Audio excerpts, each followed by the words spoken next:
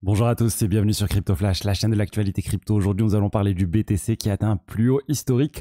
On va aussi parler du BNB. Je vais vous parler de Justin Sun et de sa fortune qui a été révélée par Bloomberg. Il porte plainte contre Bloomberg d'ailleurs. On va voir combien de pourcentage de la supply de Tron il possède. On va parler aussi de Coinbase avec un vol. Côté Coinbase, ils ont perdu de l'argent, sorte de piratage. On va parler aussi de Uniswap. Enfin, le fee switch sur Uniswap Google qui aurait interdit les wallets. Il y a eu beaucoup de craintes à ce niveau-là, mais ça se termine plutôt bien. Et MetaMask et son stablecoin. Bref, plein de choses aujourd'hui, comme d'habitude. On va parler du BTC, 121 000 $ aujourd'hui, mais regardez surtout, il y a 10 heures, on a atteint 124 128 $, le plus haut historique pour le BTC. Le BTC se maintient à un niveau très élevé. Beaucoup de crypto-monnaies sont aussi dans le cadre du BTC. Ethereum se rapproche vraiment de son plus haut historique, 4 700 $. On est à peine à moins de 3% de son plus haut historique qui n'a pas été atteint depuis près de 4 ans, le 10 novembre 2021.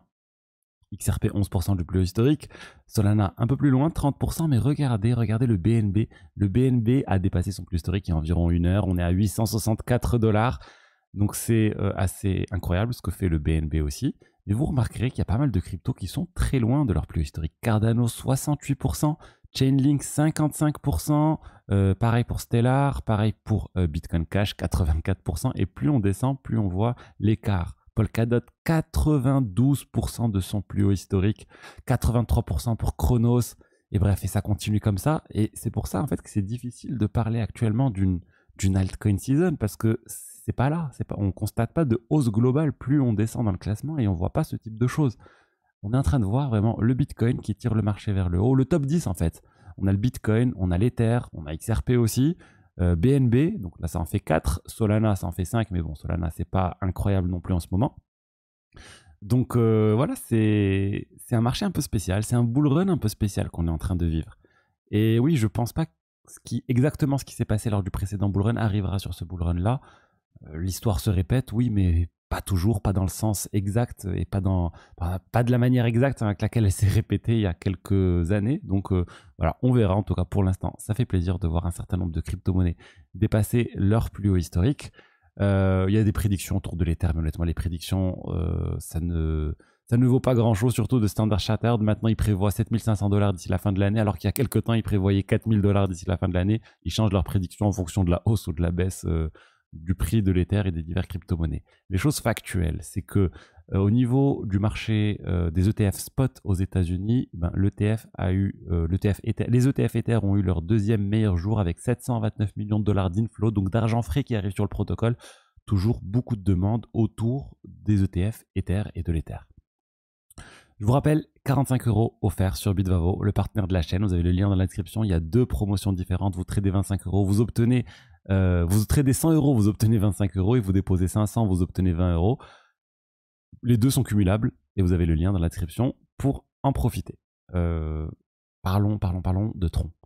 Tron, avec une hausse assez importante de Tron sur le dernier mois, regardez, 23% de hausse, 34 milliards de dollars de market cap, et on va parler du fondateur de Tron, du fondateur de ce projet qui est Justin Sun. Justin Sun, c'est un milliardaire très connu dans l'écosystème crypto, et là en fait, il porte plainte contre Bloomberg, parce que Bloomberg veut révéler des informations confidentielles sur lui, et ils ont même révélé ces informations. Mais il faut savoir en fait comment marche le classement des milliardaires de Bloomberg. Donc quand un milliardaire a la plupart de sa fortune sur des actions qui sont cotées en bourse, c'est facile pour Bloomberg de quantifier combien de milliards de dollars cette personne a. Mais quand c'est une fortune privée, dans des sociétés privées qui sont difficilement valorisables ou des actifs qui ne sont pas publics, c'est plus compliqué. Donc certains milliardaires n'ont pas envie d'être reconnus et ne veulent pas apparaître dans ce classement Bloomberg, donc ils ne font tout simplement rien. D'autres milliardaires ont besoin pour leur ego d'apparaître sur le classement de Bloomberg.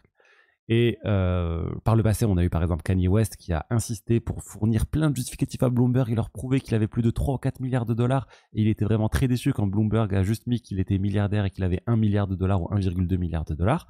Et bien là, on a quelque chose de similaire qui est en train de se passer avec Justin Sun, qui est en train de prouver au monde qu'il est vraiment un milliardaire. Il veut apparaître dans ces classements de Bloomberg. Ça représente vraiment le Graal pour certains milliardaires d'être classés parmi les plus grands du monde. Et il a fourni un certain nombre de documents à Bloomberg, mais quand il a appris que Bloomberg allait publier ces informations sur leur site, parce qu'ils le font toujours, ils publient l'ensemble des informations et les détails sur leur site, il a décidé de porter plainte contre eux pour les forcer à ne pas publier ces informations. Mais Bloomberg a publié quand même. Ils ont dit qu'ils ont reçu l'injonction de ne pas publier après la publication, donc c'était trop tard. Et surtout, ça nous révèle la fortune de Justin Sun, telle qu'estimée par Bloomberg, de 12,4 milliards de dollars. Mais le plus intéressant dans tout ça, c'est les détails. Les détails du nombre exact de crypto-monnaies que détient Justin Sun.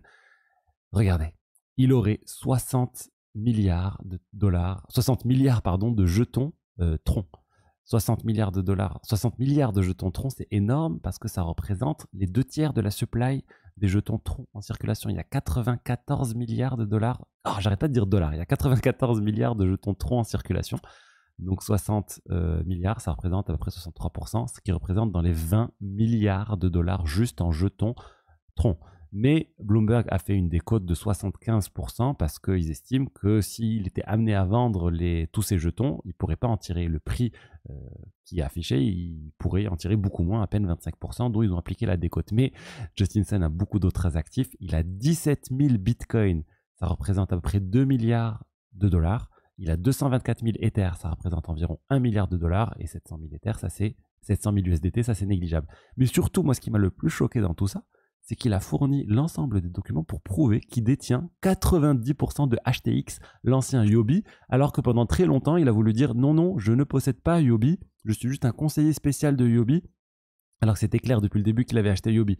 Je ne sais pas pourquoi il voulait cacher ça, alors que là, il est en train d'essayer de prouver le contraire. Bref, c'est très bizarre, mais en tout cas, il est clairement riche, on le sait. Il dépose beaucoup sur des protocoles de DeFi tels que Aave d'ailleurs. Et voilà, et maintenant on connaît cette fortune, et on connaît surtout la centralisation de Tron. Pour moi, c'est un danger pour Tron d'avoir une entité qui possède les 2/3, un peu comme pour le BNB. On a une entité Binance qui possède la majorité, plus de 50%. Ripple aussi, on a une entité qui possède environ 50%. C'est le risque, en fait, quand il y a des sociétés qui créent des tokens, ils se gardent la majorité des tokens et ça crée ce type de problème. On n'observe pas ce type de problème de centralisation sur la plupart des cryptos réellement décentralisés, sur le Bitcoin, sur l'Ether. La fondation Ethereum a environ 1 milliard de dollars d'Ether, c'est rien du tout. Bitcoin, Satoshi Nakamoto, oui, lui, il aurait dans les 1 million de Bitcoin, mais ça aussi, c'est négligeable quand on prend en compte les 21 millions de Bitcoin et de toute façon, ils n'ont plus bougé. Solana, la fondation a quand même pas mal de jetons, mais pas autant, on n'est pas à 50%. Et voilà, ça m'embête un petit peu, mais on peut voir que ça porte pas préjudice au BNB, malgré le fait que Binance, et même XRP, malgré le fait que Ripple ait une grosse majorité de jetons, ça ne les empêche pas d'avoir de très très grandes valorisations. Mais bon, moi je vous dis, c'est un risque, il peut se passer beaucoup de choses, et une vente, même pas massive, mais régulière, peut entraîner une pression à la baisse régulière du jeton en question. Donc voilà pour Justin Sun. On va parler maintenant de Coinbase et d'un piratage de Coinbase. Il faut dire les choses. Ils ont perdu 300 000 dollars. Pourquoi ils ont perdu 300 000 dollars? Parce qu'en fait, ils ont fait une opération au niveau de la blockchain. Ils ont autorisé un smart contract d'une plateforme pour faire des exchanges de finances décentralisées, enfin des exchanges sur la blockchain, le projet 0x. Ils ont autorisé un smart contract qui n'était pas censé autoriser à manipuler leurs jetons et ils ont perdu comme ça 300 000 dollars. En fait, ils ont fait une erreur de configuration tout simplement. Et il y a des bots sur la blockchain qui sont à l'affût des diverses erreurs de configuration réalisées. Ils ont détecté ça et instantanément, ils ont vidé ce qu'ils pouvaient vider. Donc à peine 300 000 dollars, c'est rien du tout à l'échelle de Coinbase. 300 000 dollars, honnêtement, c'est même pas un dixième de ce qu'ils ont. Ça ne concerne pas des fonds utilisateurs, ça représente le salaire d'un ingénieur peut-être annuel. C'est vraiment pas beaucoup. Donc pas de quoi s'inquiéter, mais comme quoi même des grandes sociétés peuvent faire des erreurs au niveau de la blockchain. C'est des choses qui peuvent arriver. Ensuite, Uniswap. Uniswap, on attend avec impatience le partage de revenus sur Uniswap. Le fee switch, il devait arriver, il y a eu un vote, finalement c'est pas passé, finalement il n'y a plus rien eu. Et là en fait, ils auraient trouvé la voie pour activer ce fee switch. Ça serait en fait de créer une entité qui s'appellerait, qui se baserait sur une structure qui s'appelle un DUNA, Decentralized Unincorporated Non-Profit Association, qui permettrait en fait de cadrer la gouvernance d'Uniswap dans cette association et surtout en fait de ne pas créer de risques pour les personnes qui vont réaliser les votes et qui vont autoriser par exemple le fee switch. Imaginons par exemple ils activent le fee switch, le partage de revenus. Plus tard, on a un changement d'administration au niveau de la SEC et la SEC décide ensuite de porter plainte contre les personnes qui ont activé le fee switch. Ce type de structure empêcherait en fait ce risque-là. Et d'ailleurs, dans la proposition qui a été faite, ça serait dans les forums de gouvernance, ça serait que si on fait ça, ben, on pourrait activer le fee switch, le protocole fee, ils le disent clairement. Donc bon, espérons, hein, parce que ça fait tellement longtemps qu'on parle de ça et toujours rien activé. Le fee switch est mis en place uniquement sur l'interface Uniswap et c'est pas l'organisation autonome décentralisée qui en profite, c'est vraiment uniquement Uniswap Labs qui profite de ce fee switch qui est en place. D'ailleurs, je vous déconseille d'utiliser l'interface officielle d'Uniswap pour réaliser des trades, passer plutôt par des agrégateurs d'exchange où il n'y a pas du tout ce 0,25% à payer. À chaque fois que vous faites un trade sur la plateforme Uniswap, vous payez environ 0,25%. Vous pouvez éviter de payer. C'est comme si vous faites des swaps sur MetaMask. Vous allez payer 0, même 0,8% sur MetaMask. Donc vraiment à éviter. En parlant de MetaMask, MetaMask serait sur le point de dévoiler un stablecoin qui lancerait en partenariat avec Stripe. Le stablecoin s'appellerait MMUSD. Vraiment dans les prochains jours, potentiellement aujourd'hui, on pourrait avoir la news officielle qui va tomber. C'est sorti parce qu'il y a un post qui a été publié sur un forum de gouvernance de AV où il parlait de tout ça, donc je pense pour intégrer le MMUSD à AV.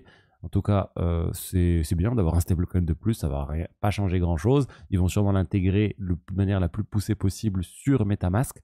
Attention, hein, potentiellement sur les trades, ils vont commencer à pousser l'usage du MMUSD, donc ça sera même pas la voie la plus rentable de passer par MetaMask, enfin par le MMUSD. Donc on va dire qu'il faut être vigilant à la manière dont ça va être intégré, ça peut enlever l'objectivité de MetaMask quand il reroute les trades.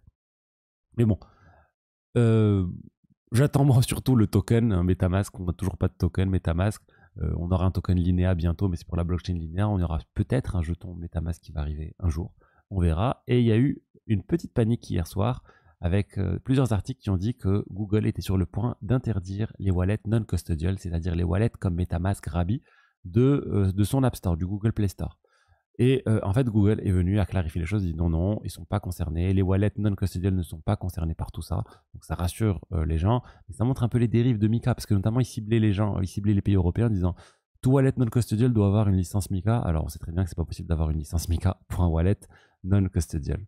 Voilà ce que je voulais dire aujourd'hui sur les diverses actualités crypto, j'espère que le contenu vous a plu, si c'est le cas n'hésitez pas à liker, commenter, vous abonner, et je vous dis à demain pour la suite, allez au revoir, ciao ciao.